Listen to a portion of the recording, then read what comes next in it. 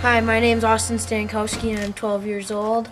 And I harvested this bird today, and in my family, my dad says if you shoot it, you need to clean it. So today I'm going to be using the Havalon blade. And something cool about this knife is you can take this blade off, and there's replacement blades that come with it, or you can just buy them at the store. And you can put it on and you'll never need to resharpen it. So then you can just take it off, dispose of it, take out a new one, put it on the blade, and you're good to go. First part of cleaning the turkey, you see where it connects to the skin and tissue. And you see that you don't want to cut it here because then you'll be cutting the beard strands. You want to cut it back a little bit, and you can always take care of that extra tissue that you have later. You cut it just like that and it should come off nice and easy. Then you have your beard. You can put it on the wall or do whatever you want. Next, what you want to do is you want to take the breast, and I like to make a little cut in it to start it. Then you rip it open. Should come fairly easily.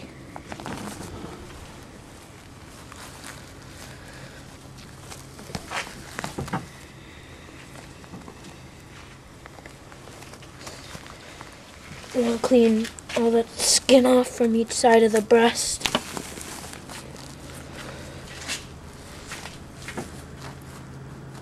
Okay, and now that I got that, first thing that you're gonna want to do is you're gonna want to pop the hips out, just like that.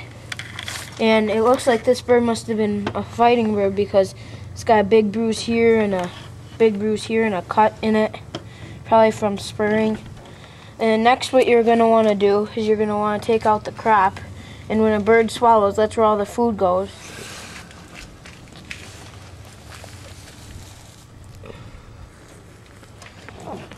It should just come right out by ripping. Pull that away so that you don't get all the juices and stuff when you cut in your meat. And next, what you're going to want to do is you're going to want to make a cut on the breast, staying along that breastbone.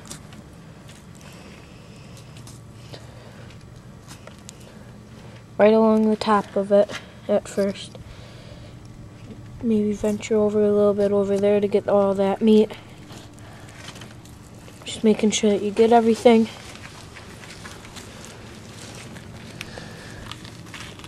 Cut right there. This knife, it's so sharp. Usually most knives, when I have to cut it, I have to go like this. But this knife, all I have to do is quick, clean cuts. It's so much easier, not as much work. It's going so much faster too than what a duller knife would be like. Be careful when you get over here that you don't cut that in there, because that's where all the guts are.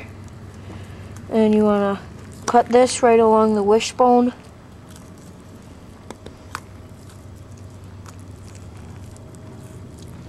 Staying along the side of that bone.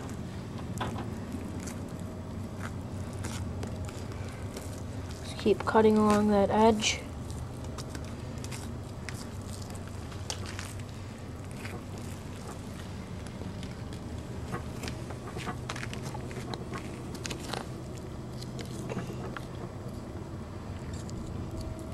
Just make sure that you keep along that wishbone, not getting too far away from it.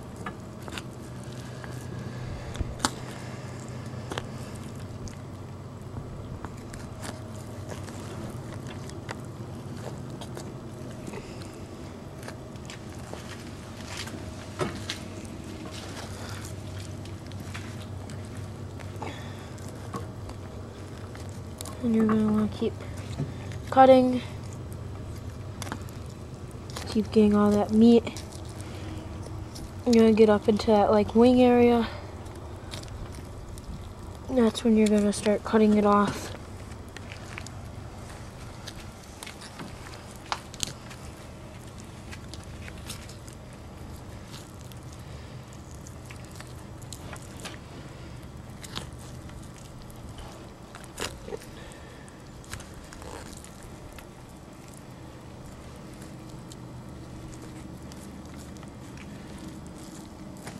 And then you got one nice breast and a tenderloin to go with it.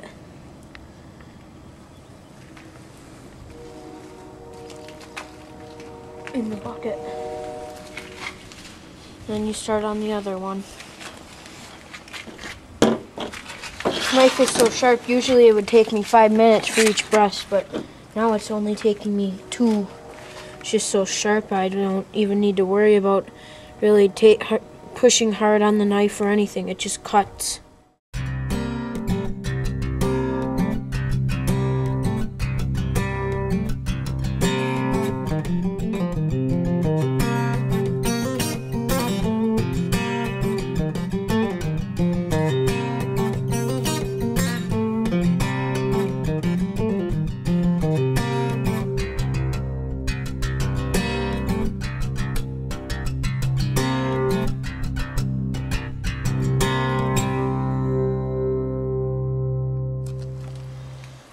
And there you go, you got the breast again, and you got the tenderloin again right there. Next thing that you're going to do is the legs. I like to cut right along the skin here, all the way down.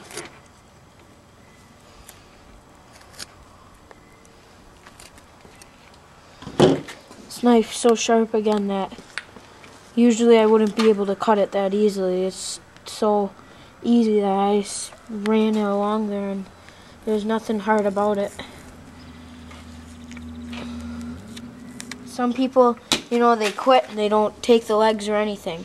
Well, one good thing about the legs is me and my dad, we like to put them in the slow cooker all day long, and by the time you take them out, they're just pretty much, they just fall right off the bone, and it's so good. We always just take our extra time here to get this off. Okay, so what you're going to want to do now, because you're not going to eat scaly leg. You're going to want to break it and twist it. I like to have my dad break it for me. It's a little bit too hard for me to break it. And you're going to want to take your knife through these tough tendons.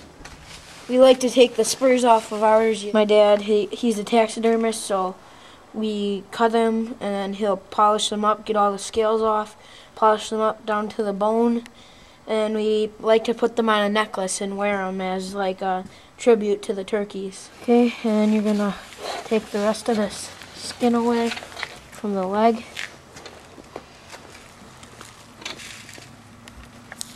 And you're left with all this meat here.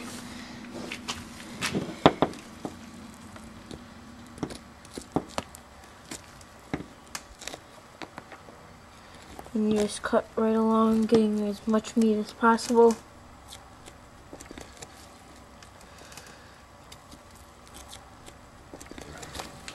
And this joint is the ball and socket joint. You gotta kind of cut around it so that you can separate it all and get the meat. And the ball and socket, that's what you were popping out before, the hips. You were popping that out so that you could do this, and that is just to make it easier when you do this, and then so that you don't have to work your knife in there and do stuff like that. You can just pop it out on turkeys and it just comes right out. And then you're cutting right along the bone again.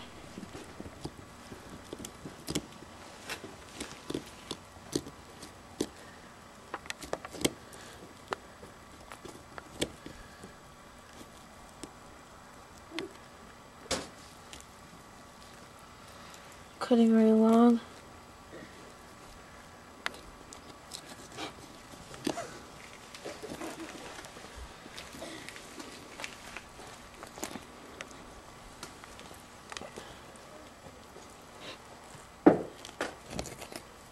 Cut the meat there.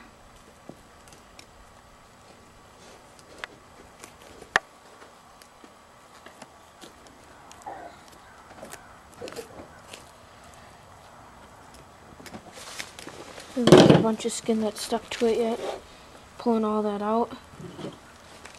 Then you just gotta make the last few cuts right there. And then, if you would have just thrown the bird away, you wouldn't have gotten any of this meat. And this is almost the most meat that you're gonna get on the bird. And it's really the tenderest meat that's on the bird besides the tenderloins. So when you get this, it's just really good tasting, and put it in the slow cooker all day long.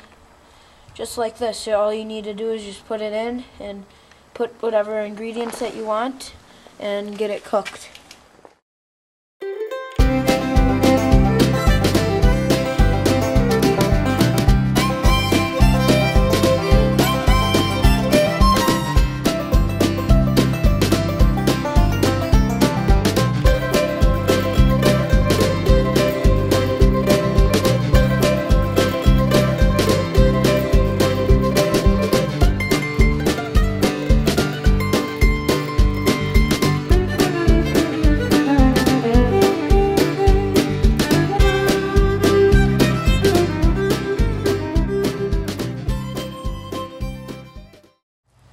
And you got your leg ready to go in the slow cooker again. Now what you're going to want to do, a lot of people, they like to save the fan. It's a pretty thing, so it's a little bit too hard for me. So what you're doing is you're feeling for the base of the feathers there. You can go in there and make sure you don't get the vent. Cut in through there with a knife. There's a twist. Right around. Oh, it should twist right around. I guess I'm not strong enough today. There you go. Let me cut that off.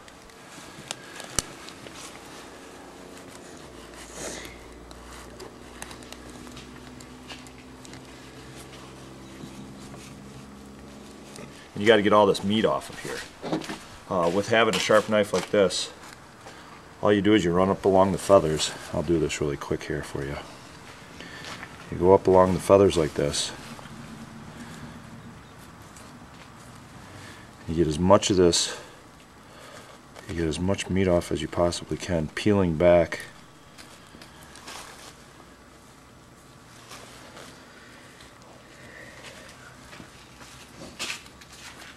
As you can see here, I'm getting in this really oily area right there.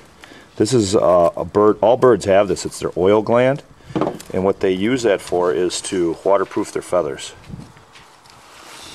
So I got to work my way all the way around, not just that way.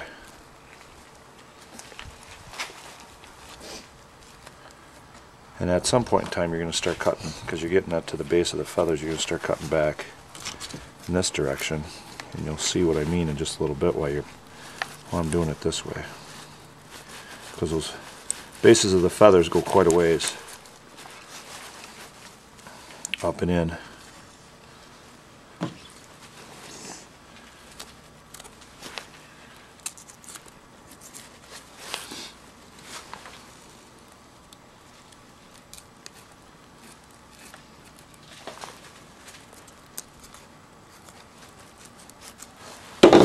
There's a bone in there, you're going to want to twist that out.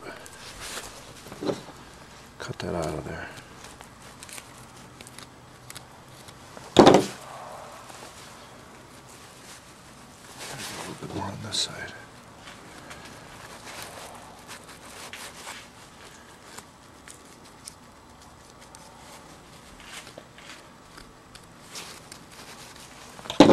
Sometimes a pair of pliers will help too,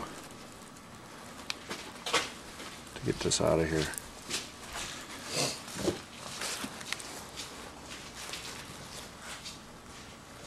You're so quiet today.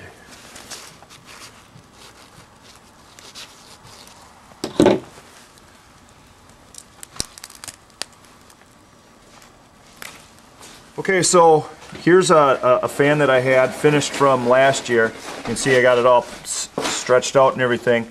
And all you had to do was put some weight on it like that, place the feathers perfectly, put a weight on it like that, and let it sit, and then you can use your beard or spurs. I'm going to take you inside, show you one of the finished products. Anybody can do this. You don't have to take it to a taxidermist to do this. Just lay it out, take your time nice and easy, and let it sit for about 2 weeks with that borax where that meaty tissue is. Alright, so here you can see what a turkey beard will look like after you put the borax on it and that tissue shrinks up. And then what I like to do is I like to just take a thin piece of wire. You can use twist tie, You can use string to put that around there, and then you can get a plaque made. I do personal plaques. You can get a plaque at Fleet Farm, Walmart. You hang the beard there, the spurs, and then the fan sets nice in there like that. Scott Stankowski, Austin Stankowski. Central Wisconsin Sports, coming at you.